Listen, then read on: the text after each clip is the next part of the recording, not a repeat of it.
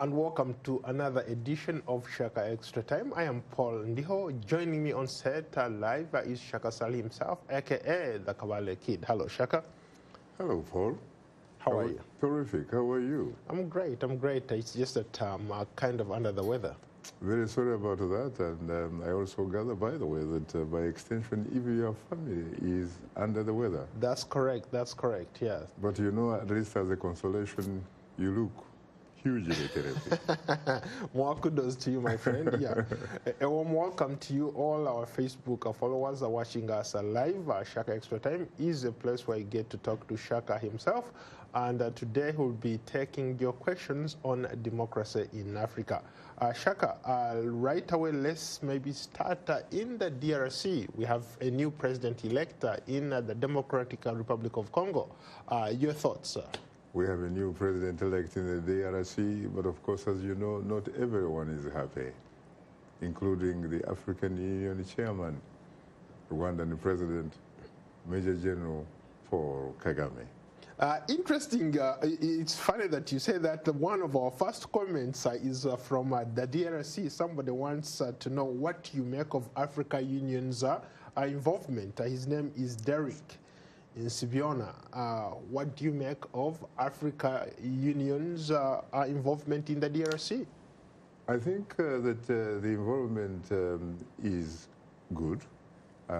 Especially if, in fact, the involvement would have started at the beginning, especially when they are organizing elections and all that kind of stuff. If they had, in fact, come up with a specific definition that in order for an election to be accepted by the African Union or the member states of the Continental Union, they need to meet certain specific thresholds. But for the manner in which the African Union tried to react or respond to the results from Kinshasa, you know, yes, they did have some concerns, and they were probably right to have those types of concerns because that was like a reflection of a big segment of the Congolese people. The problem is the choice of the particular individual that was going to be the mediator. There are a lot of people who would have said, probably quoted former U.S. President Barack Obama. He could have said, given that kind of task, that that was probably above his pay grade. The reason I'm trying to say that, I'm looking at Rwandan President Paul Kagame. When it comes to democracy, there are a lot of people who will tell you, to be very honest with you, that that should have been above his pay grade, because the last time people will say they checked, there is really no democracy that you could talk about in Rwanda. If you look at the type of elections that they have been holding in Rwanda under Kagame's rule, there are a lot of questions to be asked, really. And then when you look at the fact that his country has also been involved militarily in that particular region, and that in fact he even has the distinction of having helped to have a president rule that country in the name of Laurent Desire Kabila, the father of President Joseph Kabila, back in 1997, if I remember correctly. That was the result of a Paul Kagame having led his army in cooperation with other armies like Uganda, like Angola and some other armies, to the extent that they overthrew a government which was led by Mobutu Sese Seko Wazabanga, and installed another individual called Laurent Desire Kabila to be president of that particular country. But this was not an election. He should, yes, he should take credit for having done that, but then let's face it, I think that he should also accept the fact that things have changed. Society is not static, it is dynamic. If you look at, for example, the mapping report of the United Nations, there are some allegations to such an extent that, in fact, some commentators have suggested that if that particular report, for example, were to be heard or tabled in a court of law, that Kagame, as president of Rwanda, probably could have in fact been accused with either genocide or acts of genocide. In Congo? In Congo, even though, of course, Kagame denies that, denies those charges. So I don't think that when you look at the manner in which he tried to mediate the situation in the DRC, I don't think he was the right person, frankly, to try to do that. I like the fact that, yeah, you've sort of brought that historical and political context, but we're looking at it from the geopolitics of that region. There's a lot of people who argue that President Kagame perhaps suffers from a deficit of democracy in his own country. Was he really the right person to send to, or trying to mediate in the situation in the Congo? Or is Mr. Fawaki, the AU chairperson, oblivious to the fact of what's going on in the Congo? I think that there are people who will say that the message probably was actually right on the money. It was right, it was correct, but that the messenger by the name of Paul Kagame was a wrong messenger. That when you look at the context of democracy, if you are living in a democratic kind of glass house, that you should not really feel that you have the luxury of throwing stones, because those stones could actually be sent back to you. And if they do, you know what would happen. But I think, having said that, there is no excuse why Africa or DRC itself should not, in fact, organize elections whose results, at the end of the day, reflect the will of the people, not the will of the individual who announces those results or the will of the people who count the vote. But Shaka, maybe to push back a little bit, a lot of Congolese are saying that some of the results reflect the will of the people. Even the Constitutional Court to vote sort of agrees with their decision or what they've been talking about for a while. You are right. When you look at the different opinions that obtain in that part of the world, I think that it should be said that people are entitled to their different types of opinions. But that does not necessarily mean that they are entitled to their different sets of facts. And when we talk about the Constitutional Court, yes, you're right, the Constitutional Court actually called it. It dismissed Martin Fayulu's petition. But people will also tell you that when it comes to the Constitutional Court in the Democratic Republic of Uganda, of the Congo, including perhaps the entire Great Lakes region, those constitutional courts, or Supreme Courts, as you call them, are not necessarily independent. Those types of courts are subordinate to the executive who obviously is reflected in the incumbent president. But how is it different from, for example, the United States here? We have a Supreme Court that has literally been taken over by a conservative group of judges, all appointed by the president. How different is that? If you're trying to make that argument on the Congo, would it, if somebody made the similar argument about the United States, the composure of the U.S. Supreme Court, would that make a difference? Well, I think that you will really be on very shaky grounds, because there are situations in history where people who have actually been judges who have been appointed by individual presidents have actually gone on to call it or cast their vote in a manner that is a reflection of their conscience, as opposed to a reflection of who appointed them.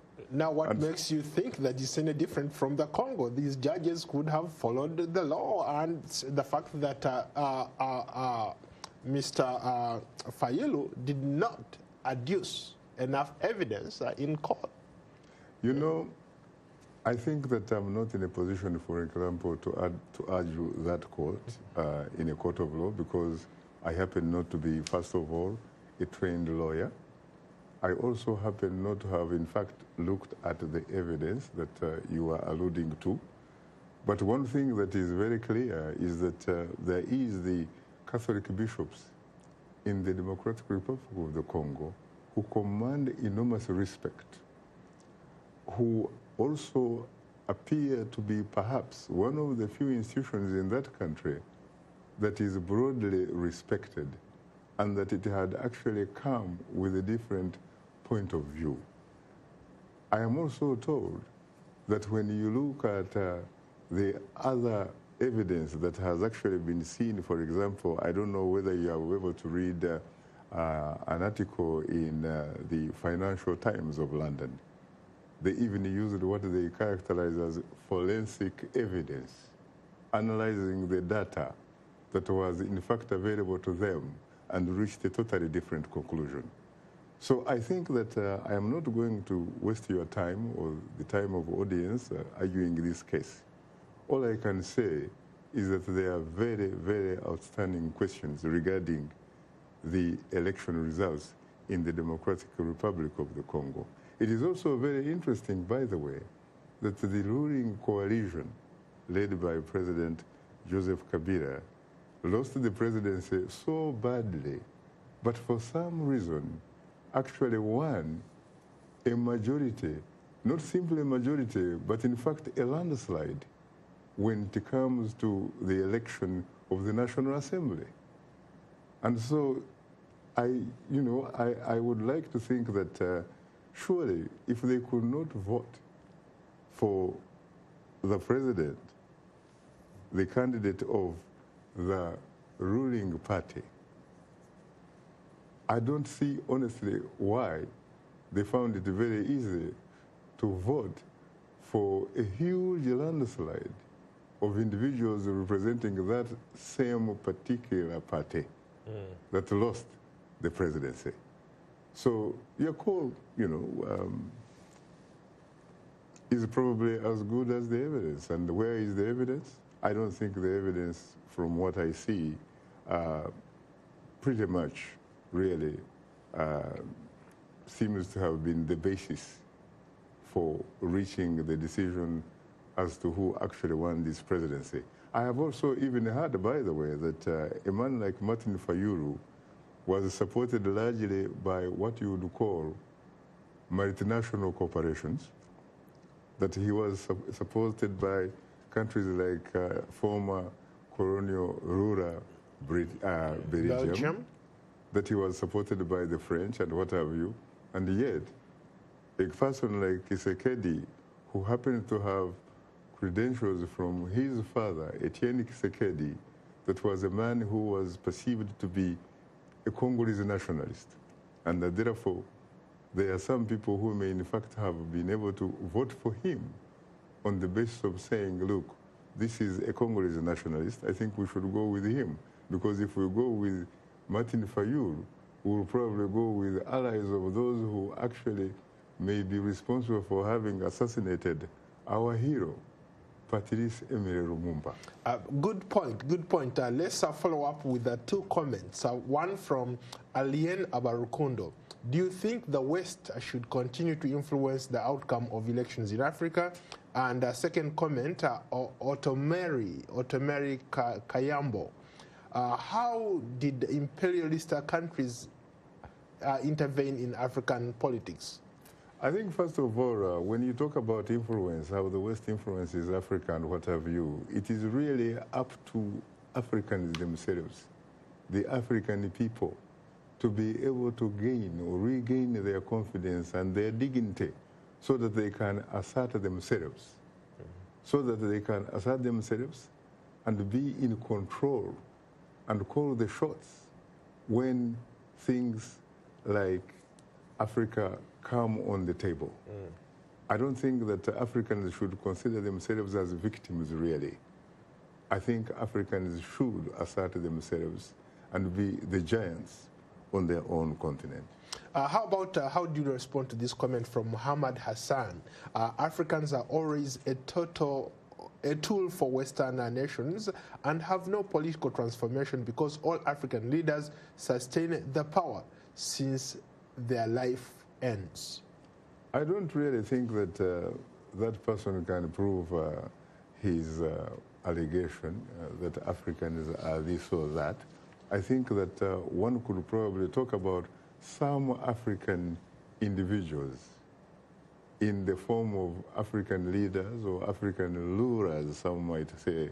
Yes, they have actually been, in a sense, sellouts to the extent that they have actually been or have been fitting a category that is said in Swahili, you would say nyampara, that they have actually fit that category of rulers who basically reflect and promote the interests of foreign policies that actually reflect the interests of other people rather than their own people, the Africans. So again, I think that it is up to the African people to be able to step up to the plate and pressure the people they consider to be their leaders to indeed reflect their own African concerns and needs. We seem to be getting a lot of comments on the issue of democracy. I think this is what rallies a lot of young people across the continent. Let's go to another comment along the same lines.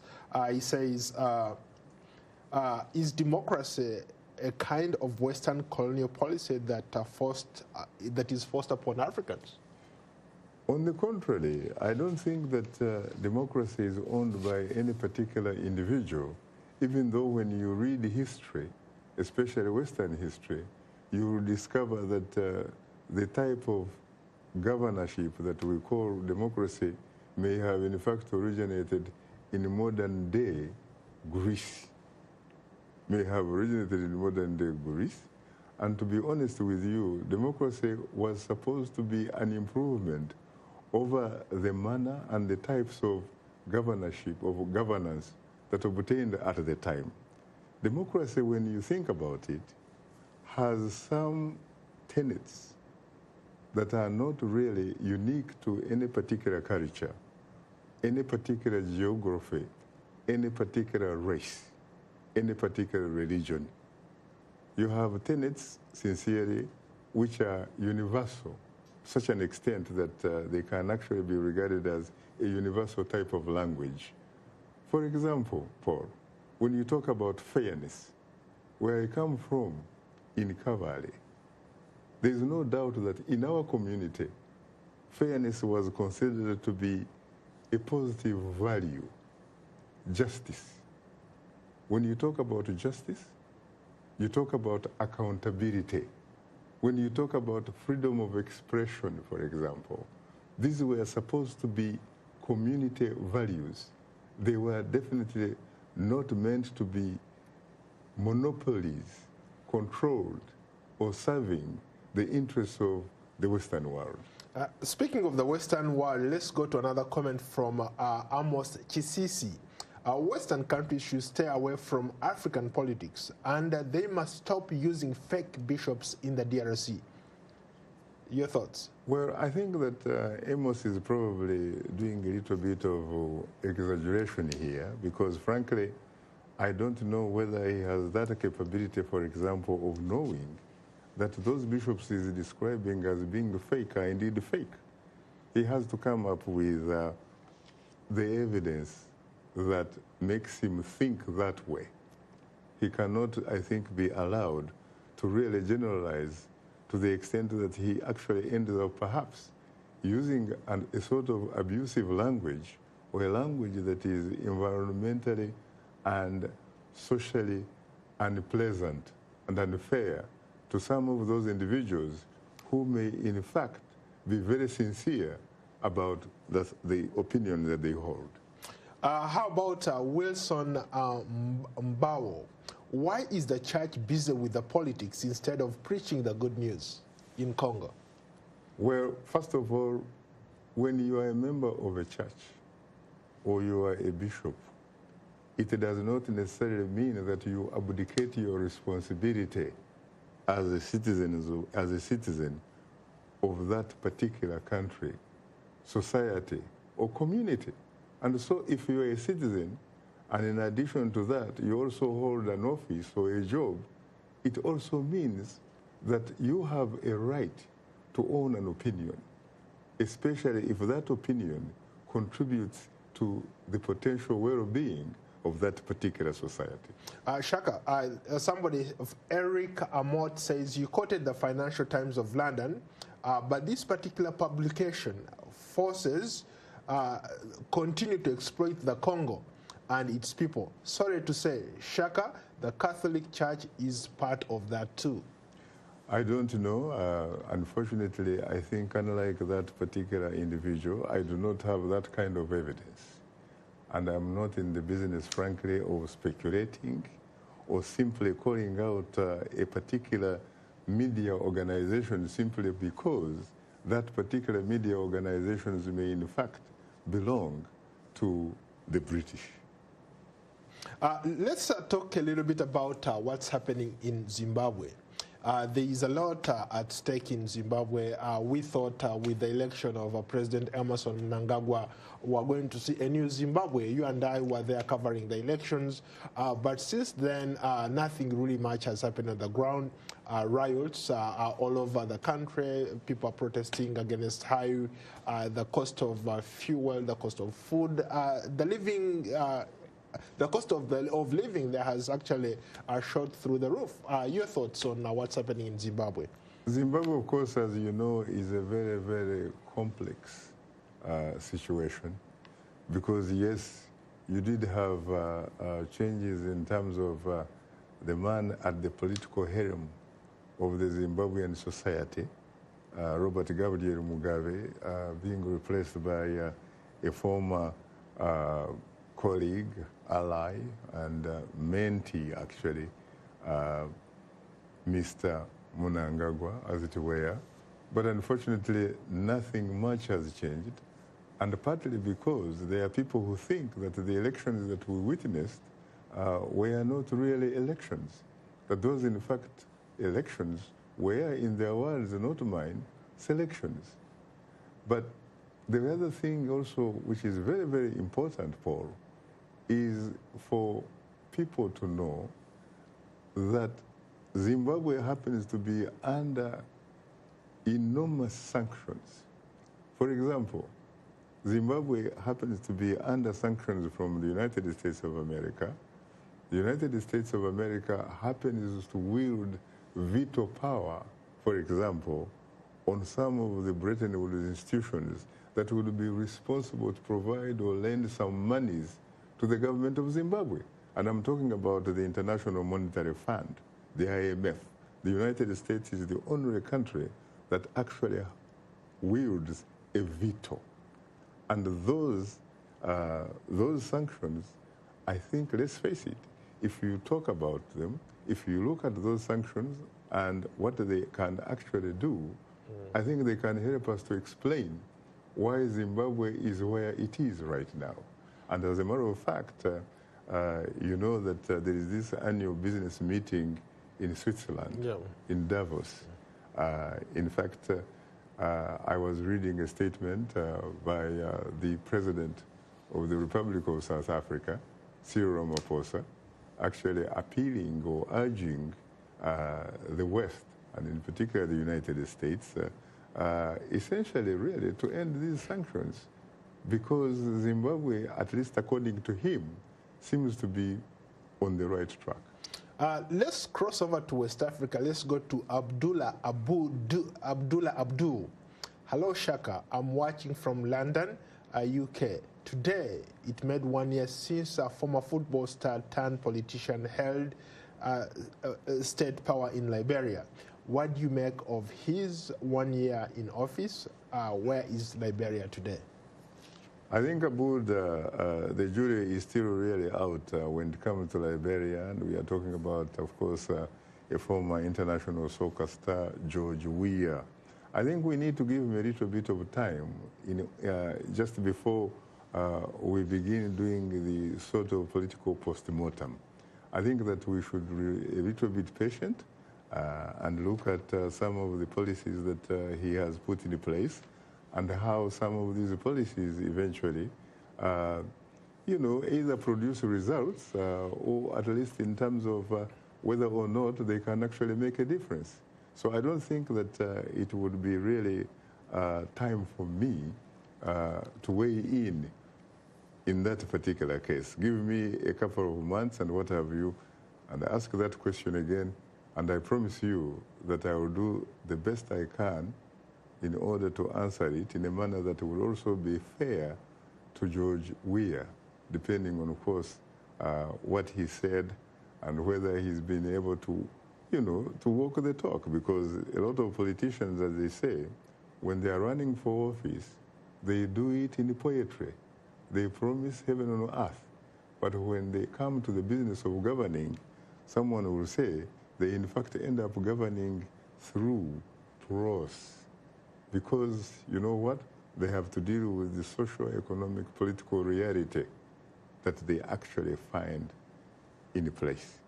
And so I think that it's very easy for politicians to talk the talk, but when it comes to walking that talk, my friend, they have to look at the realities that they have to deal with. What are you talking about tomorrow on Straight Talk Africa? Tomorrow in Straight Talk Africa, it is very interesting that you ask this, especially given that we almost exhausted the issue of democracy. We are actually going to do a bit of what I would call, or at least what is called in the American university curriculum, when they talk about the basics of a discipline or a lesson, they say it is economics 101. And tomorrow, we are going to attempt to talk about democracy in the context of democracy 101. Very interesting. We are probably going to find out some various definitions of what is democracy. There are some definitions that say, for example, democracy is the art of all possibilities. Another definition can also say democracy is about really people. It's about who gets what, when, where, and why. There are other definitions also who will say democracy actually means the art of making the impossible possible, and the art of making the possible sometimes impossible. And so we're going to be looking at democracy in that broad context. So very briefly, we have a final comment from Makel Salfas Nwagawa. Why is the Western world interested in African politics? And real quickly, let's go to, first go for that one. The Western world is very much interested in African politics because, let's guess it, I mean, let's be honest. When you think about life requires resources. And the last time I checked, Africa perhaps holds what you would consider to be enormous resources that will help people to live good lives. Africa has all the minerals you can think about. It has the land that could in fact be the breadbasket of the world. That's the reason why the West is interested in Africa, and it's not limited to the West. What about Asia? Talk about China. Talk about India. Talk about Turkey. Talk about Brazil. The entire world is interested in Africa because Africa has a lot of resources that can make a difference in people's lives. Well, on that note, thank you so much for joining us on this edition of Shaka Extra Time. We look forward to having you on another edition of Shaka Extra Time. Until then, thank you so much from Washington. Good night. Thank you very much. Yeah, thank you.